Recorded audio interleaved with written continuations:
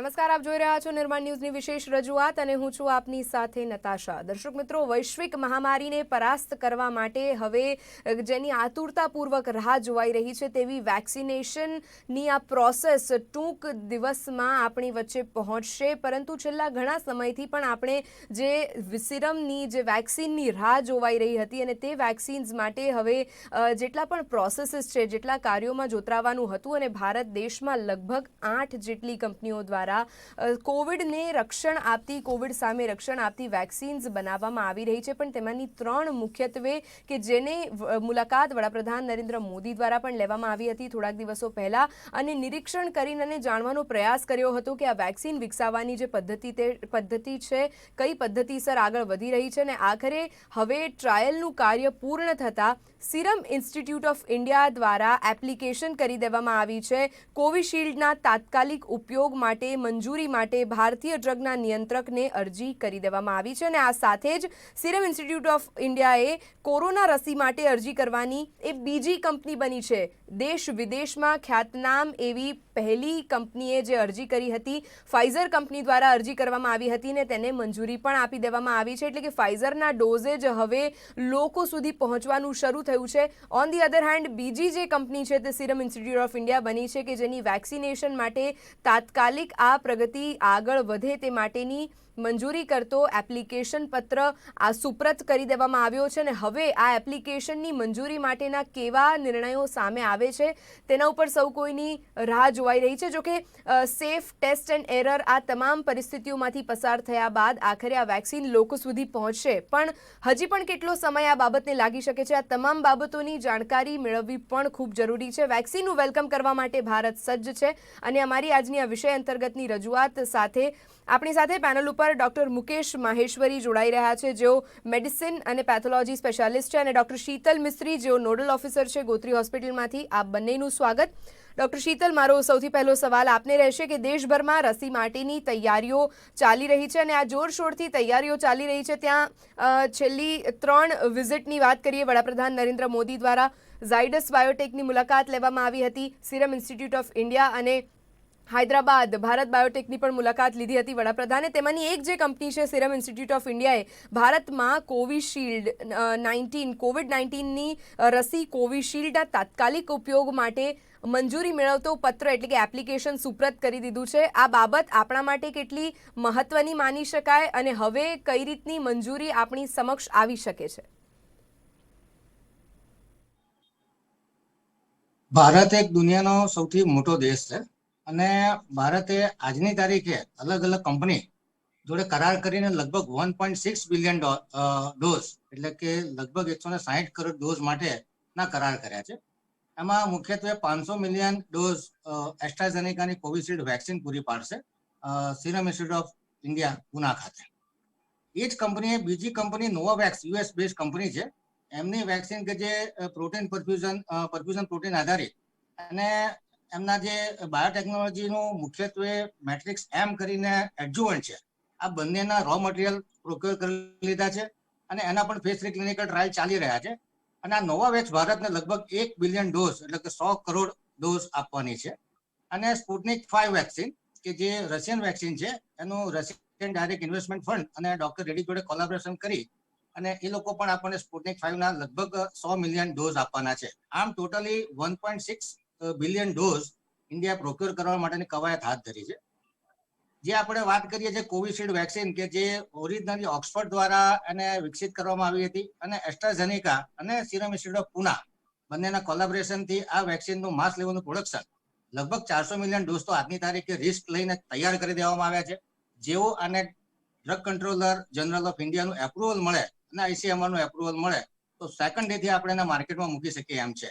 એટલે આ અદર પુનાવાલાએ એક જોખમ લીધું છે અને 400 મિલિયન ડોઝ ઓલરેડી રેડી કરી નાખ્યા છે। એટલે જેવા ફેઝ 3 ક્લિનિકલ ટ્રાયલના રિઝલ્ટ આપણી સમક્ષ આવશે યુકેના અને ઇન્ડિયાના, જેથી કરીને વહેલી તકે આને એપ્રુવલ મળે। આ વેક્સિન એ બેઝિકલી વેક્ટર આધારિત વેક્સિન છે કે જે ચિમ્પાન્ઝીના એડિનો વાયરસ હોય છે ઓક્સફર્ડ 1 નામના, એનો કેરિયર તરીકે ઉપયોગ કરી અને આ વાયરસને એન્જિનિયરિંગ કરીને એની અંદર સ્પાઇક પ્રોટીન પ્રત્યારોપિત કરવામાં આવે છે અને આની વેક્સિન હ્યુમન બોડીમાં નાખવાથી સ્પાઇક પ્રોટીન ની અગેન્સ્ટમાં એન્ટીબોડી પ્રોડ્યુસ થશે.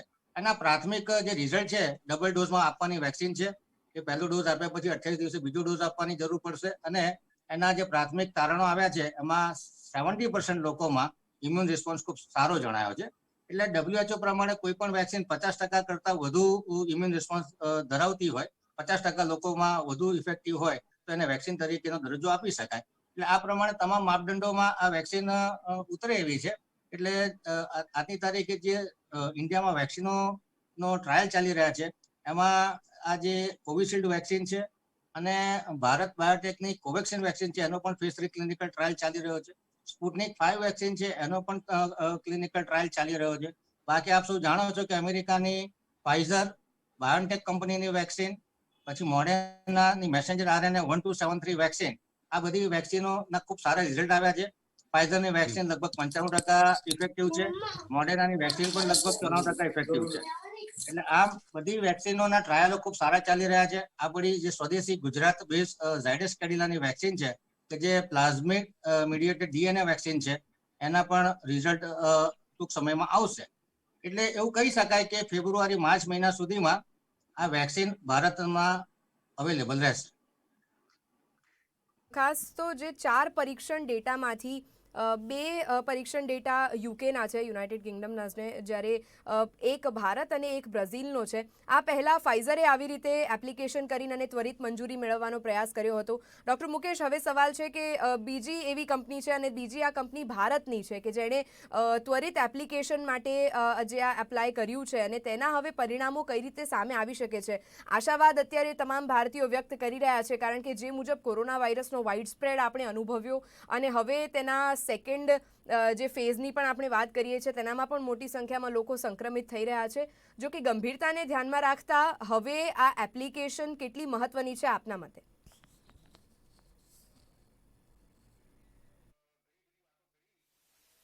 એમને વેક્સિન વિશે હાઇલાઇટ કર્યું. હું એમાં 1-2 પોઈન્ટ ઉમેરવા માંગુ છું કે આ વેક્સિન ખૂબ સસ્તી છે. કોવિશિલ્ડ વેક્સિન એ લોકોએ ડિક્લેર કર્યું છે કે એ લોકો $6 થી $10 આપવાના છે. એટલે લગભગ $1000 ની અંદર આ વેક્સિન પડશે. અને એમને એવું કહ્યું છે કે ગવર્મેન્ટને તો લોકો $600 આપવાના છે 2 ડોઝ. એટલે લગભગ $300 ની અંદર 1 ડોઝ પડશે, કારણ કે દરેક વેક્સિનના 2 ડોઝ આપવાના છે.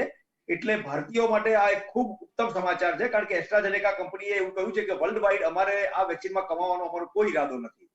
એટલે કોવિશિલ્ડ વેક્સિન આપણા માટે ખૂબ વરદાનરૂપ સાબિત થાય એવી શક્યતા છે. બીજી વસ્તુ એક રહી ગઈ છે, એ છે કે આને મેન્ટેન કરવી અને ટ્રાન્સપોર્ટ કરવી. તો આ ડીએનએ વેક્સિન હોવાથી એને ટ્રાન્સપોર્ટ કરવી ખૂબ ઈઝી રહેશે અને એને સ્ટોર કરવા માટે આપણે કોઈ એક્સ્ટ્રા ઓર્ડિનરી રેફ્રિજરેટરની જરૂર નહીં પડે. 2 થી 8 ડિગ્રી ટેમ્પરેચર પર આ વેક્સિનને સ્ટોર કરી શકાશે. એટલે સ્ટોરેજ અને કોસ્ટ આ બંને વસ્તુ બહુ મહત્વના હોય છે વેક્સિન આપવા માટે. બંનેમાં કોવિશિલ્ડ ખૂબ આગળ નીકળી રહી છે.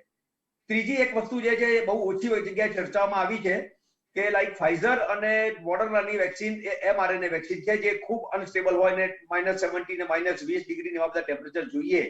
પણ એના સિવાય એમાં એક બીજો મોટો ફેક્ટર એ છે કે બંને વેક્સિન જેને આપશો એને પ્રોટેક્ટ કરશે એવો કંપનીએ દાવો કર્યો છે, પણ એ સ્પ્રેડ અટકાવશે કે નહીં એવો કોઈ દાવો એ લોકો કર્યો નથી.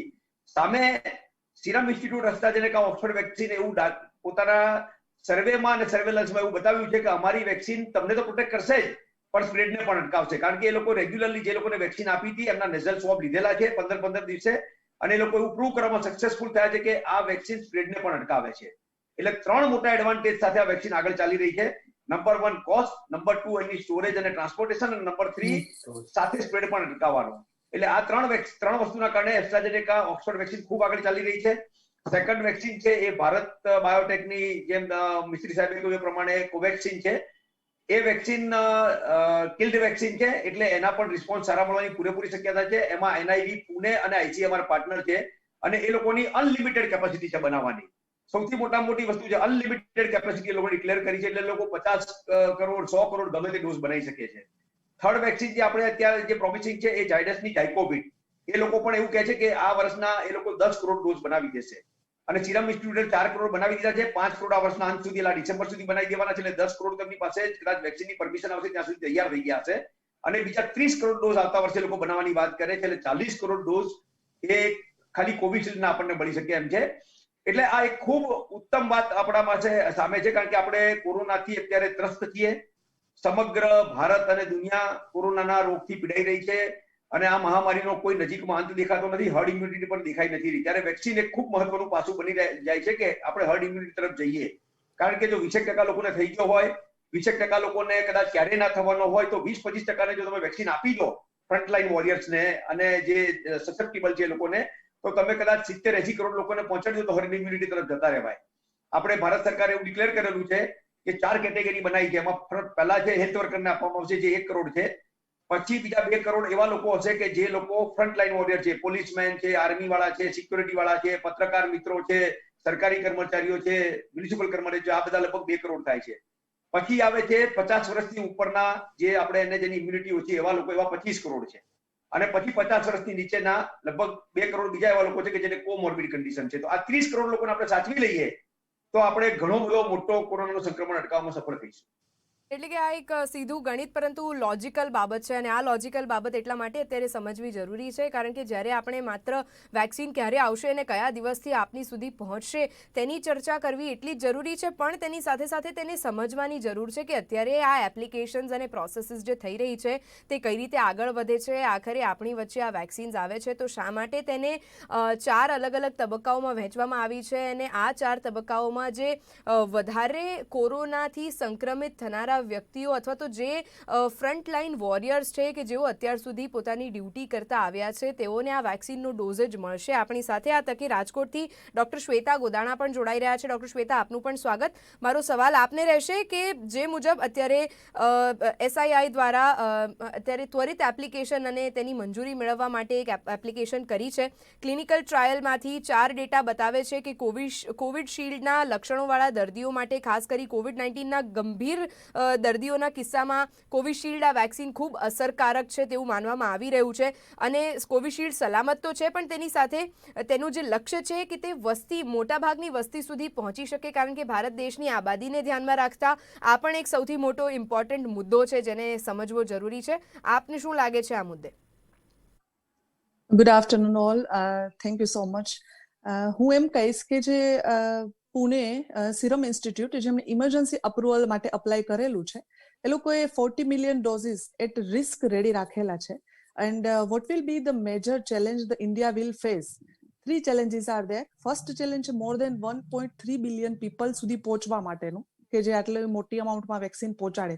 અને સાહેબે જે રીતે કીધું એ રીતે મોર દેન 60 to 70% પીપલ ઇનોક્યુલેટેડ વેક્સિનથી થાય તો જ જે એનો જે સ્ટ્રેન્થ છે એટ ધ એન્ડ ઓફ 2021 આપણે કહી શકીએ કે 1 વર્ષ તો લાગી જાય અને તો એનું એટલું જે સંક્રમણ છે ઓછું કરી શકાય.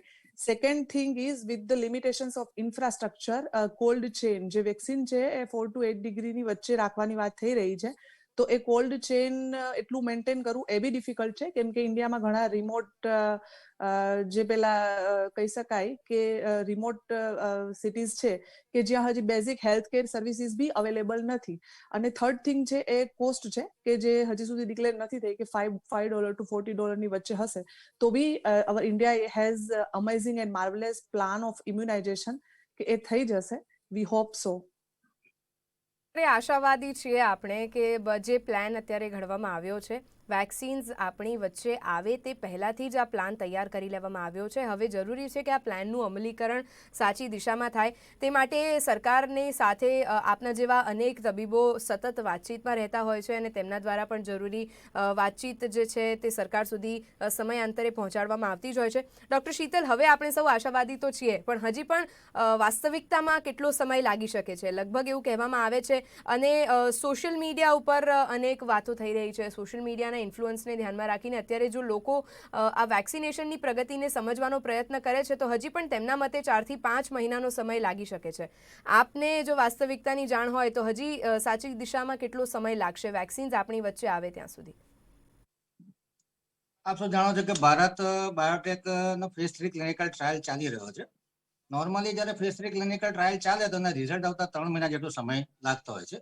પરંતુ ઇમરજન્સી સિચ્યુએશનમાં ICMR અને સેન્ટ્રલ ગવર્મેન્ટ દ્વારા થોડું પુશઅપ કરીને આના રિઝલ્ટ 1.5 મહિનામાં એટલે કે આ મહિનાના એન્ડ સુધીમાં આવી જાય તો એનું કોમર્શિયલ પ્રોડક્શન થઈ અને આપણને આવતા મહિનાના એન્ડ સુધીમાં વેક્સિન માસ લેવલે મળી શકે.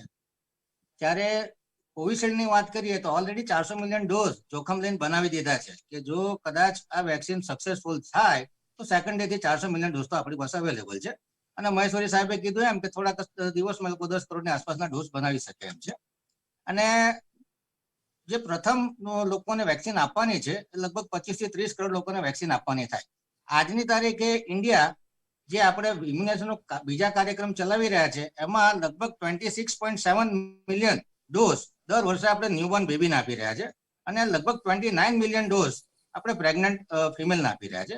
અને આ બહુ આરામથી ચાલતા ઇમ્યુનાઇઝેશન પ્રોગ્રામ છે. જો આ જ પ્રોગ્રામને આપણે વધારે જોર આપીએ અને માનો એક દિવસમાં 10 લોકો વેક્સિન લેવા આવતા હોય એના બદલે 100 લોકો વેક્સિન લેવા આવે તો આપણું જે વેક્સિન ડિસ્ટ્રીબ્યુશનનું ઇન્ફ્રાસ્ટ્રક્ચર છે એ ઘણું મજબૂત છે. અને છેલ્લા થોડાક વર્ષોથી આપણે ઇલેક્ટ્રોનિક વેક્સિન ઇન્ટેલિજન્સ નેટવર્ક પણ ચાલુ કર્યું છે જેનાથી vaccine state depot government medical state depot કે જે આખા ઇન્ડિયા ખાતે 4 છે, કરનાલમાં છે, કોલકાતામાં છે, ચેન્નાઈમાં છે અને મુંબઈમાં છે. આ 4 ડેપોમાં એર કાર્ગોથી વેક્સિન ડિલિવર થાય અને ત્યારબાદ જે આપણી પાસે ટ્રાન્સપોર્ટ માટે જે વાન હોય એમાંથી લગભગ 53 જેટલા સ્ટેટ વેક્સિન ડેપો છે. દરેક સ્ટેટ વાઇઝ 53 ડેપો છે. એમાં વેક્સિન જશે અને ત્યાંથી રિજિયોનલ વેક્સિન સ્ટોર છે એ લગભગ 110 છે. એટલે આ રીતે આખું વેક્સિનનું નેટવર્ક જાય અને છેલ્લે ડિસ્ટ્રિક્ટ વેક્સિન સ્ટોરમાં જાય અને ડિસ્ટ્રિક્ટ વેક્સિન સ્ટોરમાંથી સીએચસી પીએચસી વગેરે પર લગભગ 25,555 જેટલા આપણી પાસે સાઇટ છે અને એકદમ પેરિફરલ જે સબ સેન્ટર સાઇટ કહીએ લગભગ 8.2 મિલિયન સાઇટ્સ છે. આ બધી જે વ્યવસ્થા છે આપણી એનાથી આપણે એવું કહી શકીએ કે આપણા માટે આ વેક્સિન ડિસ્ટ્રીબ્યુશન એક નવો કાર્યક્રમ નથી પરંતુ ડેફિનેટલી દૂર દરાજના આ બધું જે સેન્ટર છે કોલ્ડ ચેન મેન્ટેન કરવાનું distribution centre mainly urban area અને સિટી એરિયામાં છે. એટલે જે દૂર દરાજના ગામો છે એ એરિયામાં કોલ્ડ ચેન મેન્ટેન કરવું અને ત્યાં આગળ ઇનફ માત્રામાં ડોઝ પહોંચાડવા એ કદાચ આપણા માટે ચેલેન્જ રૂપ બની રહેશે. આજની તારીખે એવો અંદાજ લગાવી શકાય કે આ રીતનું જે 25 થી 30 કરોડ લોકોને વેક્સિન શરૂઆતના તબક્કામાં આપી છે એના માટે આપણી જે એક્ઝિસ્ટિંગ સિસ્ટમ છે એમાં વધુ ડીપ ફ્રીઝર, વધુ આઈસ લાઇનર ફ્રીઝ, આ બધું સબ સેન્ટર લેવલ પર વધુ પ્રોક્યોર કરવાની જરૂર પડશે જેથી કરીને આ ડ્રાઈવને સક્સેસફુલી પૂરો કરી શકાય. અને ગુજરાત ગવર્મેન્ટે ડિક્લેર કર્યું છે કે તમામ લોકોના મોબાઈલ નંબર, આધાર કાર્ડ લિંક કરી અને SMS દ્વારા દરેક વ્યક્તિને જાણ કરવામાં આવશે. કોવિડ નામની એપ્લિકેશન પણ આપણે બનાવેલી છે. એટલે ગુજરાતમાં પણ સારું ઇન્ફ્રાસ્ટ્રક્ચર આપણી પાસે અવેલેબલ છે. ગુજરાતમાં આપણી પાસે 4 રિજિયોનલ ડેપો છે જેમાં લગભગ આપણે 1 લાખ જેટલા ડોઝ રોજ રાખી શકીએ એમ છે. 33 જિલ્લામાં ટાસ્ક ફોર્સની રચના કરી છે. આપણી પાસે લગભગ 15,534 મેડિકલ ટીમ અવેલેબલ છે અને આખા હિન્દુસ્તાન લેવલની વાત કરું તો 2.5 મિલિયન હેલ્થકેર વર્કર છે. એટલે આપણી પાસે હેલ્થકેર વર્કર કે જે વેક્સિનેટર તરીકે કામ કરી શકે એ કોલ્ડ ચેનની વ્યવસ્થા ઉપલબ્ધ છે અને કદાચ 2 થી 3 ગણી વધુ સ્ટ્રેન્થન કરવાની જરૂર છે. એટલે જ્યારે કોવિશિલ્ડ વેક્સિન છે એના માટે તો 2 થી 8 ડિગ્રી ટેમ્પરેચર રાખવાનું છે તો આરામથી આપણે આ ચેનને પૂરી કરી શકીએ એમ છે. પરંતુ 130 કરોડ લોકોને 2 ડોઝ એટલે 260 કરોડ ડોઝ આપવા એ બહુ મોટું કામ છે અને આ કામ પૂરું કરતા કરતા મને લાગે છે કે બીજા 2 થી 2.5 વર્ષ નીકળી શકે.